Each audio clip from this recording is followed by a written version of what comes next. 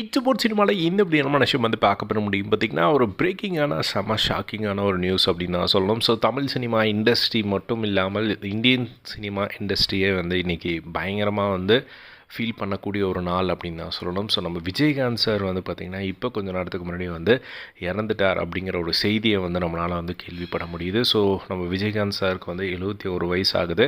இன்றைக்கி காலையில் வந்து அவருக்கு வந்து பார்த்திங்கன்னா மூச்சு விட முடியாமல் வந்து ஹாஸ்பிட்டலில் வந்து சேர்த்துருக்காங்க. ஸோ அவங்களுக்கு வந்து ட்ரீட்மெண்ட் வந்து கொடுக்கப்பட்டிருக்கு. அதுக்கப்புறம் செக் பண்ணி பார்த்ததில் வந்து அவங்களுக்கு வந்து கொரோனா தொற்று இருக்கிறதா வந்து பார்த்திங்கன்னா உறுதியாயிருக்கு. ஸோ அதுக்கப்புறமா வந்து அவங்களால வந்து காப்பாற்ற முடியல போல்.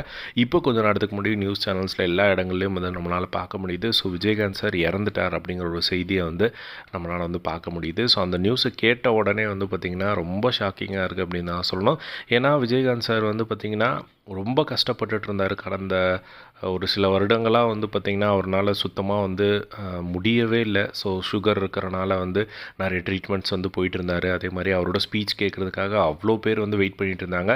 பட் தொண்டர்களை பார்க்கணும் அப்படின்னு சொல்லிட்டு அந்த ஒரு உடல்நிலையிலையும் வந்து கூட்டிகிட்டு வந்து உட்கார வச்சு அவரை வந்து பார்க்குறதுக்கே வந்து ரொம்ப கஷ்டமாக இருந்தது அப்படின்னு நான் சொல்லணும். ஸோ அப்படி இருந்த ஒரு மனுஷன், அது மட்டும் இல்லாமல் மக்களுக்கு வந்து எவ்வளவோ நல்லது செஞ்சுருக்கார் அப்படின்றத ஒவ்வொருத்தரும் சொல்கிறத கேட்கும் போது வந்து இவர் வந்து ஒரு வாட்டியாவது வந்து முதலமைச்சராக ஆகி நம்ம பார்த்துடணும் அப்படிங்கிற ஒரு ஆசை வந்து பார்த்திங்கன்னா ஒவ்வொரு மக்களும் வந்து இவர் எப்படி பாஸ்டில் இருந்தார் அப்படிங்கிறத சொல்கிறத கேட்கும் போது வந்து அவ்வளோ ஆசையாக இருந்தது. பட் ஒரு டைம் கூட வந்து அது நடக்கலை அப்படின்னு தான் சொல்லணும். பட் தமிழ் நாடு அரசியலில் ஒரு மிகப்பெரிய ஒரு இடத்த வந்து பதிச்சிட்டார் அப்படின்னு தான் சொல்லணும். ஸோ இப்போது அவர் இறந்த ஒரு செய்தி வந்து பார்த்திங்கன்னா எல்லாருக்குமே ஒரு பெரிய ஷாக்காக இருக்குது அப்படின்னு தான் சொல்லணும்.